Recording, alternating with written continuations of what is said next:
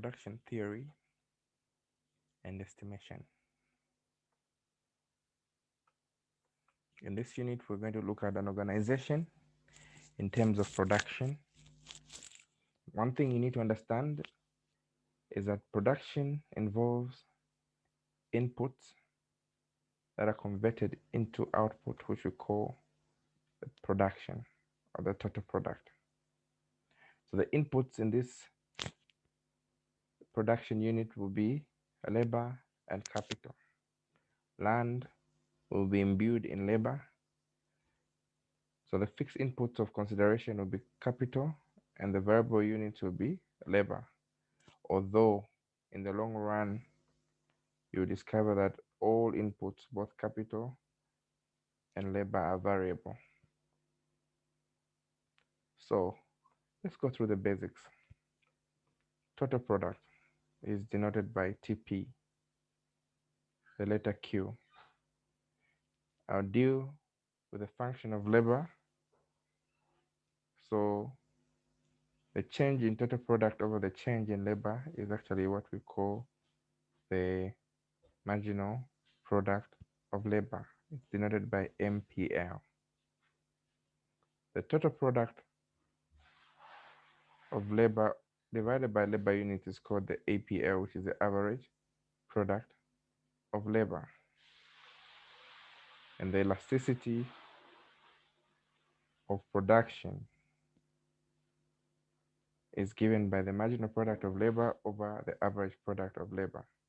This is called output elasticity.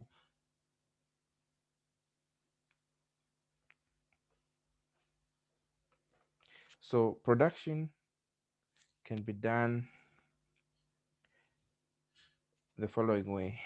If we want to understand how to calculate the marginal product, the average product, and the elasticity given the labor units 0 to 6 and the output 0, 3 up to 12. Now the increment from one unit to another with respect to the labor unit is called marginal. So from 0 to 3, the additional is 3. From 3 to 8, the addition is 5. From 8 to 12, the addition is 4. From 12 to 14, the addition is 2. And from 14 to 14, the addition is 0. From 14 to 12, we're now going into the negatives. So this is what we call our marginal product of labor. Can somebody remember how do we find the average product of labor? The average product of labor, how do we calculate it? The formula was given. It is simply dividing our total product of labor, dividing it by the labor units. So 3 divided by 1 is 3. 8 divided by 2 is 4. 12 divided by 3 is 4. 14 divided by 4 is 3.5. So this is what we call the average product of labor.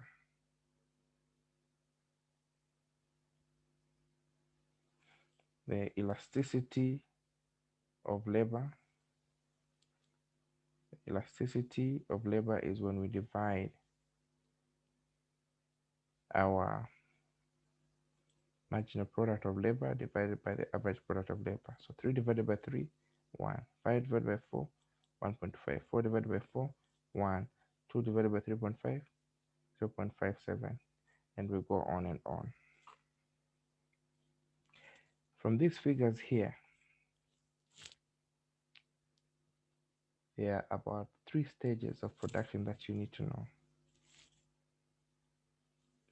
As long as the average product is raising, this is called stage 1. So stage 1 ends somewhere at 3. When it begins declining, it's called stage 2. Now stage 2 ends at a point where marginal product is 0. As long as the marginal product becomes negative, that is called stage 3. I repeat, There are three stages of production. The first stage is a stage where production is increasing. We're seeing 3, 4, 4. Just before it goes down from 4 to 3.5, this is called stage 1. So when it starts going down 3.5, 2.8, it's still going down here. But where do we end in stage 2? It is a point where the marginal product is what? 0. So as long as the marginal product is negative, we now begin our stage 3. So this can graphically be illustrated using these graphs. The total product is growing, but the average product is growing up to 3. So when it reaches this point, it begins going down. So the point where the average product of labor is maximum and starts going down, we call that our stage 1.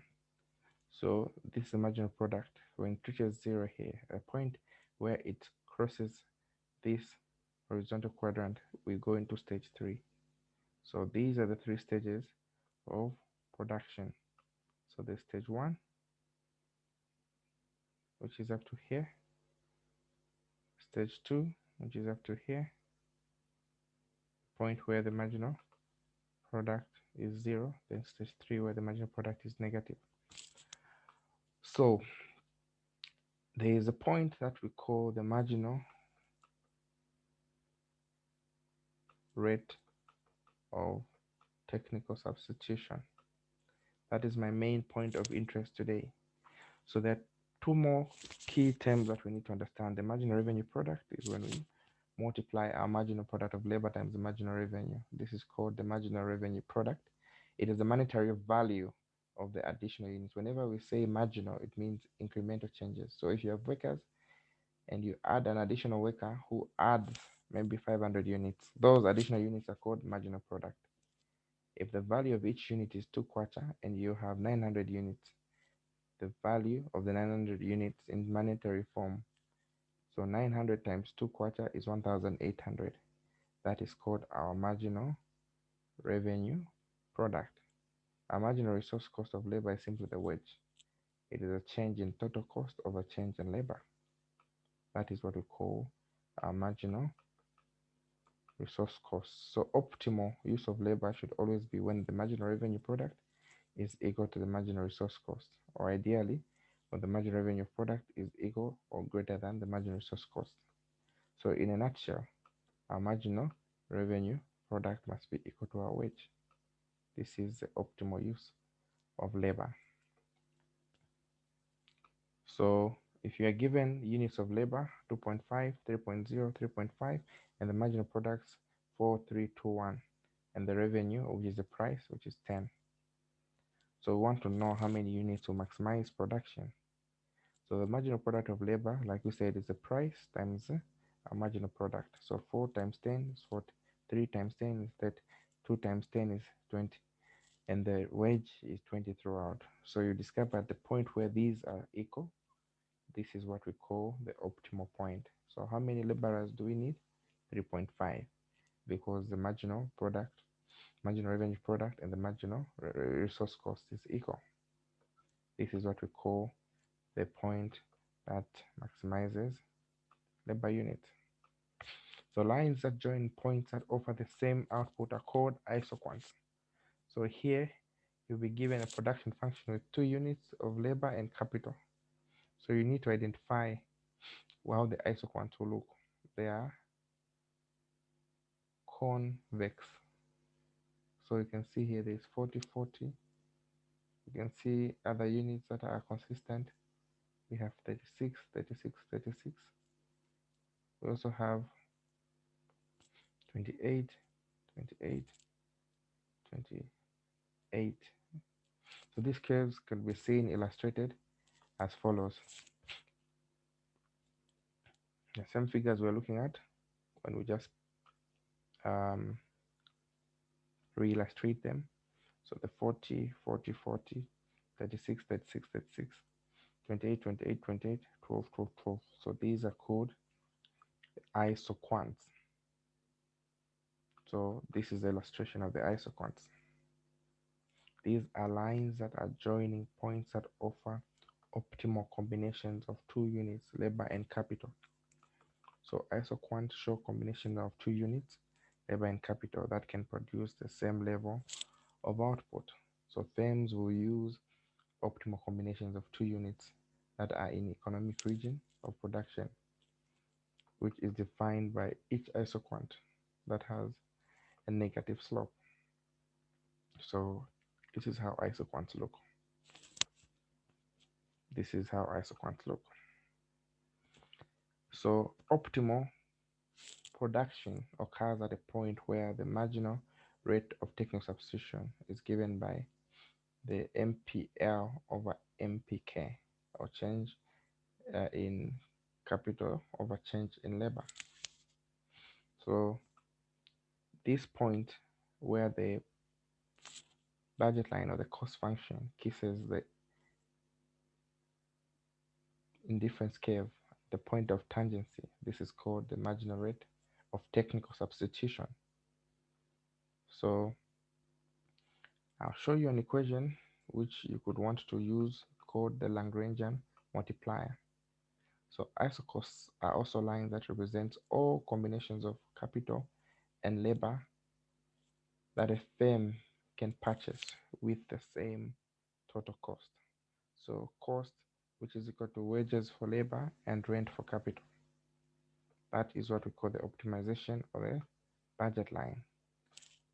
So to optimize production using the Lagrangian multiplier, it will later on simplify as follows. A marginal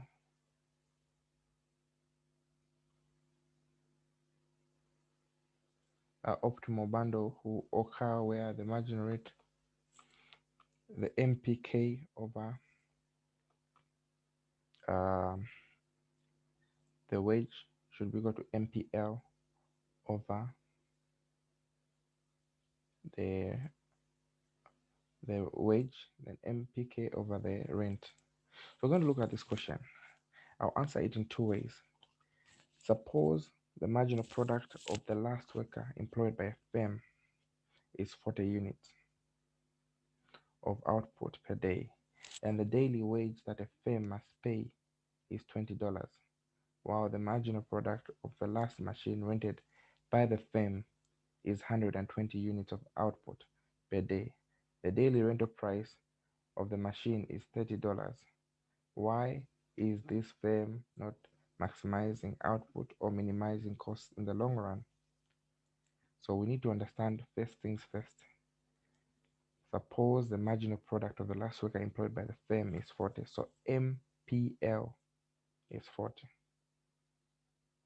And the daily wage is $20. So MPL is 40, wage W is 20. While the marginal product of the last machine rented by the firm is 120 units. So MPK, the machine is capital, is 120 units. Then the price R rent for the machine is $30. So we understand that to maximize production, we need to understand the summarized Lagrangian formula. So if you're maximizing output for a fixed cost, or if you're minimizing costs for a fixed cost, you need to understand that there is a duality that should make the two equivalent. The price you pay for the given output of a given product should be the same on both sides. So if you're maximizing profit, you'll be paying the same rate for the marginal product of capital as much as marginal product of labor. So in the appendix, I'll prove the formulation of the Lagrangian formula. But if you're not familiar with that, let me use a basic one. Now, since their marginal product of labor is 40 units per day, so for which they're paying $20 per day, this is how much they'll be paying for labor. So the wage over the marginal product of labor. So the wage is $20, the marginal product is 40. So they'll be paying 0.50 per unit. This is how much they'll be paying towards labor, 50 cents or $0.5 per unit. When we go to capital, the marginal product of capital is 120 per day, for which they're paying the rent $30 per day. So we want to calculate how much is going to the capital. So the marginal product of capital will be the rent over marginal product of capital. So the 30 over 120 units, which is 0.25 per unit. So if you're comparing these two, which one is more expensive? So we are paying more on labor than we are on capital. So what must we do then? So we need to increase on the labor units, but I'll get back to that after I explain the other way we would calculate that. So the production function using the Lagrangian multiplier, so the output in terms of labor and capital sold at the price P, we are maximizing profit. So we may pay rent on capital and wage W for wages. So we're going to have our constraint, rent for capital and wages for labor should be equal to C, where C is a constant, which talks about how much money we're spending. So the profit function is equal to P times the function in terms of labor and capital plus lambda. Then here we put the budget constraint RK plus WC, WL minus C. So when we're going to differentiate the PF over the K equating to 0, these are partial derivatives, we're going to get this. And here when you differentiate with respect to labor, we're going to get that. So at each point we want to solve for lambda. So we're going to divide on both sides. So lambda is equal to negative P function of K over R, which is equal to negative P function of L over W. The final answer will respectively come to be this. Just have a take on this closely. This will be explained more in the tutorial classes that we are having physically. So this is how we come up with this from the Lagrangian multiplier, where we have rent over marginal product of capital, or W over marginal product of labor. So using the other method, we are told that the marginal product of last worker is 40 per day and the daily wage is 20. And also the marginal product for the last worker is 120 units per day and the daily price for the machine we're using is 30. Why is a firm not maximizing output or minimizing cost in the long run? And how can this firm maximize and minimize costs? So respectively, the marginal product or marginal productivity, we need to understand that marginal productivity is an important determinant of a particular resource or input under consideration. So the marginal productivity gives us an idea basically on how additional contributions of every resource give toward the output. So if we're adding an additional unit of a laborer, for instance, and it's adding from 120 to 130, so the additional is a 10. So that is called the marginal product of labor. If adding one machine, for instance, you're running a transport business, and you're adding an additional unit of a bus, and it's going to give you from 120 to 150, the additional product will be 150 minus 130, which is 20 units. So any additional is simply what we call the marginal product. So let's go straight to the question. So we're going to use what is called the ratio marginal product of worker with its respective price should be equal to the ratio marginal product of rental for machine with its respective price. So MPW over W should be equal to MPK over the rent. So you see here 40 was the marginal product of a worker divided by the wage of 20 should be equal to 120 marginal product of capital over the rent. So if you divide here, you're getting 2, and here if you divide, you're getting 4. So what is our conclusion? We have a higher productivity. The capital employed is larger than a requirement. The capital is employed larger than a requirement. So workers are employed lower than the optimal condition in this regard. So thus a firm is not maximizing output, or it's not minimizing the costs in the long run. So we need to minimize production. So the firm should employ more workers who cost less and rent fewer machines, which will be more cost effective. So in this case here, the marginal product should ideally be equal. If you have a 2 this side, you must have a 2 there. So for us to be optimal, we need to increase on the labor aspect. The marginal product of labor must instead be 80 to have an equal distribution and optimal contribution here. So we are not minimizing costs at all. So to maximize production, we need to employ more workers. These will cost less than bringing in more machinery, which will be a cost to the organization. So to answer this question, this is what we need to do. So we'll end here. Please call on 0977-620722 should you want to join any of our tutorials in preps for exams, in preps for tests, and in preps for understanding more. We end here. Have a good day.